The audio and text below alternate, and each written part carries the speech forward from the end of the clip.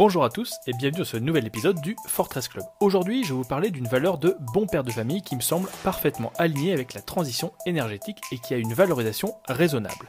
Ce n'est pas une entreprise inconnue, car vous avez sûrement des produits de cette marque-là, de cette entreprise-là chez vous, à votre domicile, mais c'est une entreprise qu'il faut un petit peu étudier pour réellement appréhender son potentiel. Je vais vous parler de Schneider Electric.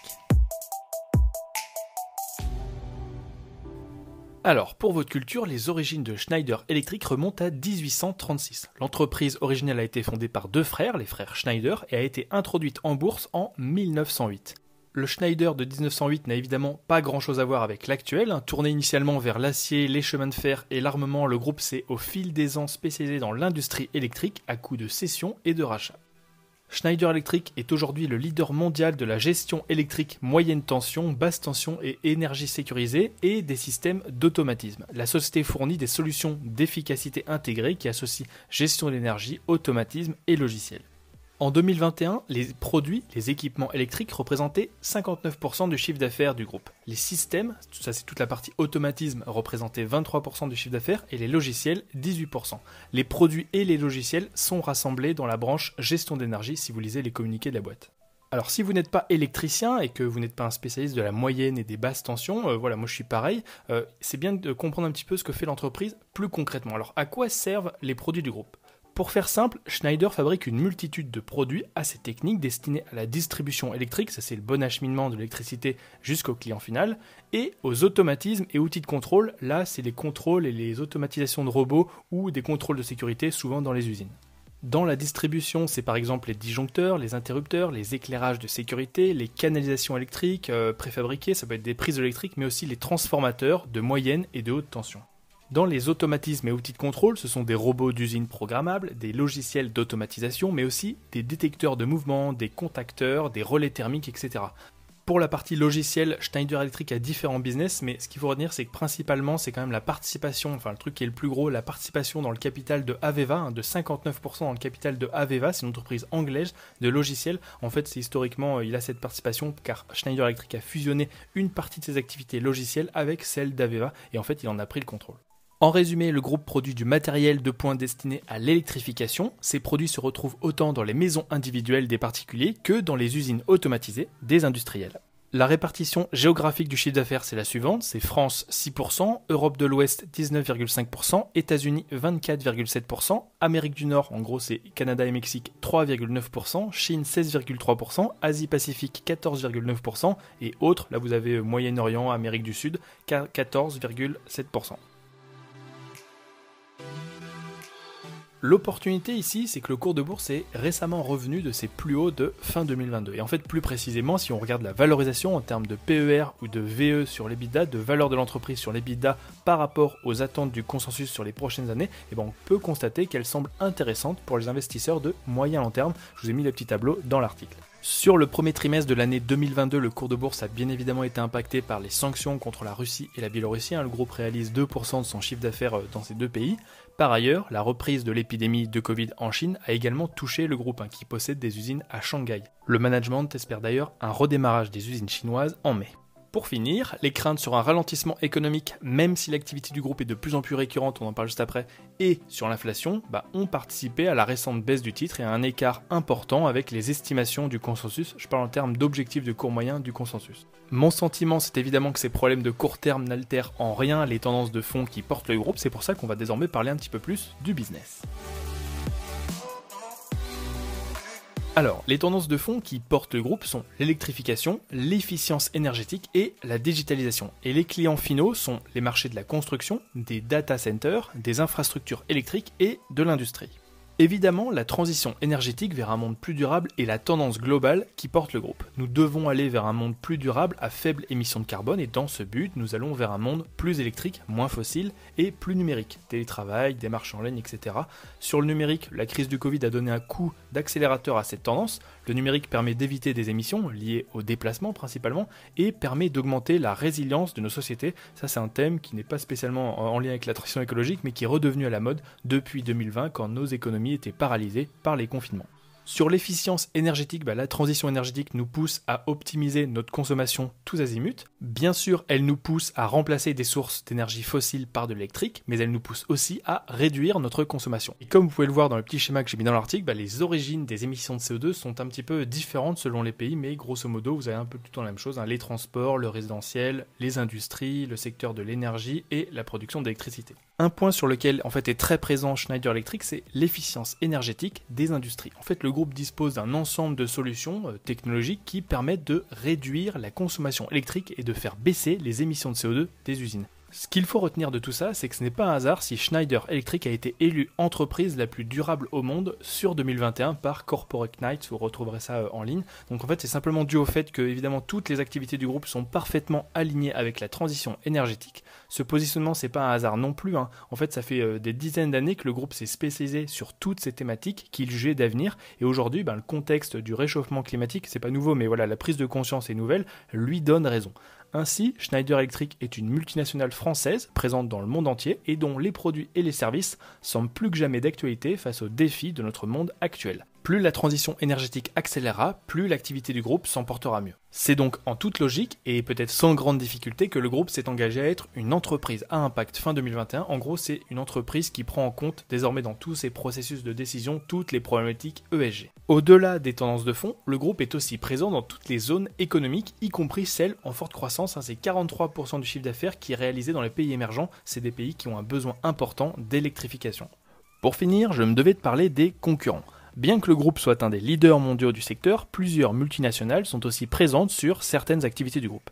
Ainsi, les concurrents de Schneider sont Honeywell, l'américain, Eaton, l'américain, ABB, ça c'est un géant européen suédo-suisse, Siemens, l'allemand, il y a aussi General Electric, Emerson, c'est américain encore ça, Rockwell Automation et Legrand, ça c'est une entreprise française.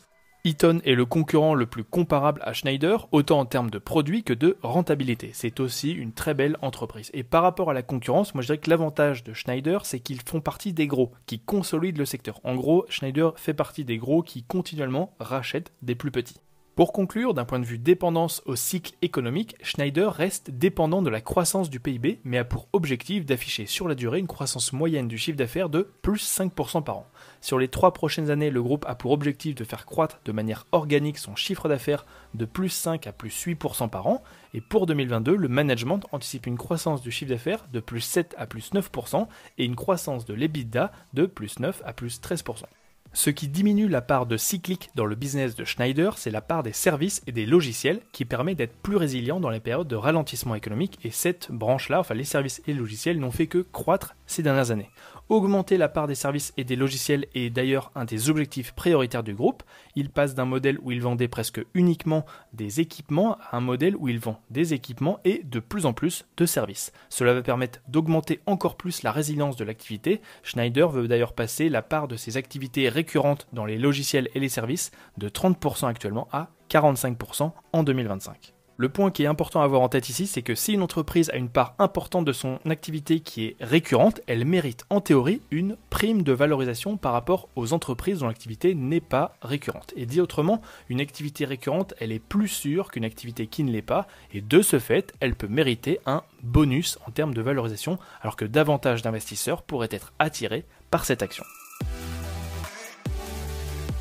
Côté finance, alors comme vous pouvez le voir dans le petit tableau que j'ai mis, le groupe est très bien géré financièrement avec une croissance des marges associée à la croissance de l'activité. Vous noterez aussi la résilience de l'activité pendant la crise du Covid, les bénéfices et les marges donc faiblement baissés. Sur les prochaines années, le consensus des analystes reste d'ailleurs très optimiste malgré le contexte et ils ont globalement relevé leurs prévisions ces derniers mois. Sur les 5 dernières années, le ROCE de Schneider est en hausse et tourne autour des 12%. En fait, le groupe ambitionne d'atteindre même les 15% et d'un point de vue rentabilité, le groupe est dans la fourchette haute du secteur avec Eaton. Eaton, je dirais qu'il est cependant un petit peu plus endetté, donc c'est à relativiser. Ici, le point à connaître, donc voilà, le ROCE, c'est le Return on Capital Employed. C'est un ratio financier qui mesure la rentabilité des investissements effectués par une entreprise. Cet indicateur permet de juger les choix des investissements effectués avec tous les capitaux utilisés par l'entreprise.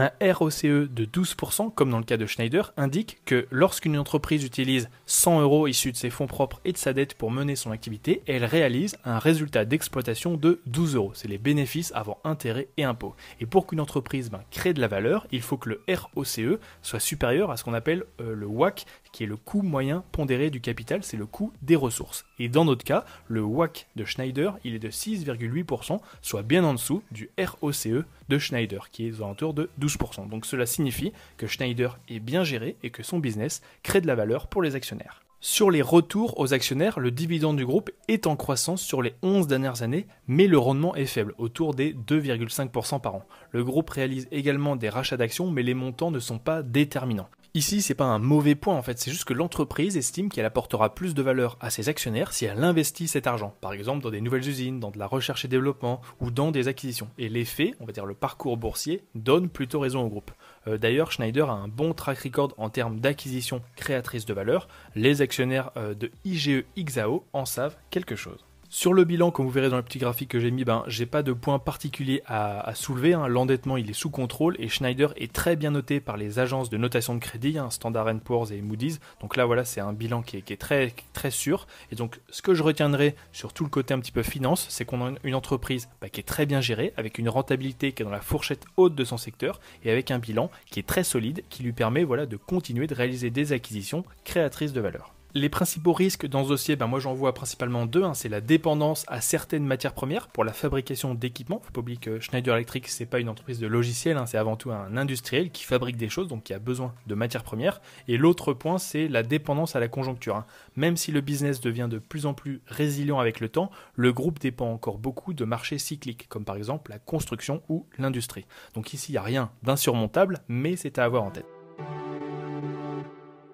Alors, au final, quel est mon avis sur Schneider Electric ? Nous avons ici une entreprise très solide financièrement, dans la moyenne haute de son secteur en termes de rentabilité et qui semble parfaitement positionnée pour jouer la transition énergétique avec une position de leader dans la distribution électrique et des produits et des services permettant de répondre aux besoins d'efficience énergétique et de surfer sur la digitalisation de notre monde. C'est un groupe très diversifié, à la fois en termes de produits et de services sur ces marchés, mais aussi d'un point de vue géographique, avec une présence mondiale, notamment dans tous les marchés émergents qui sont des marchés à fort potentiel. Pour moi, c'est une très belle valeur pour les investisseurs de moyen long terme, c'est-à-dire de 3 à 5 ans. Le récent repli du titre offre pour moi un point d'entrée correct, même si ce n'est pas une aubaine. Les aubaines sont rares sur ce type d'entreprise de grande qualité. Je mettrai Schneider dans la case excellente entreprise et prix moyen. Je vous ai mis le petit schéma qui était en fait dans mon article comment choisir une action qui aidait à savoir si c'était une aubaine ou pas. À court terme, le titre est impacté par les craintes d'un ralentissement économique, l'inflation des matières premières, le Covid en Chine et dans une moindre mesure la situation en Ukraine. Cependant, si l'on prend un peu de recul, les tendances de fonds qui portent le groupe à moyen à long terme, la transition énergétique au sens large, semblent plus d'actualité que jamais.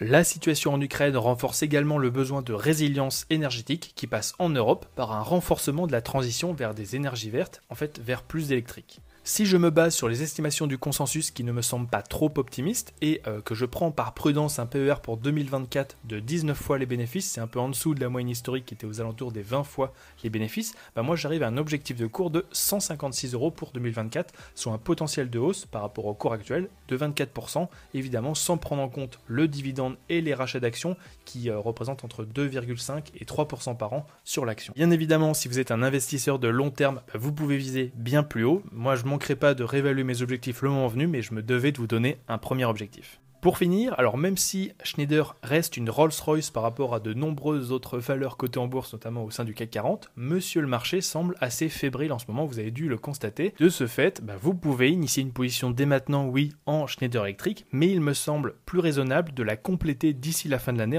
plutôt que de tout mettre maintenant. En conclusion de tout ça, Schneider Electric rejoint le portefeuille PEA du Fortress Club et devient la 19e valeur de ce portefeuille. Voilà, c'est tout pour aujourd'hui. Je vous remercie déjà de m'avoir écouté jusqu'au bout. Si vous avez aimé ce podcast, n'hésitez pas à mettre un petit like, ça fait toujours plaisir. Et si vous avez la moindre question, vous n'hésitez pas à lâcher un commentaire. Moi, je vous dis à très vite sur le Fortress Club.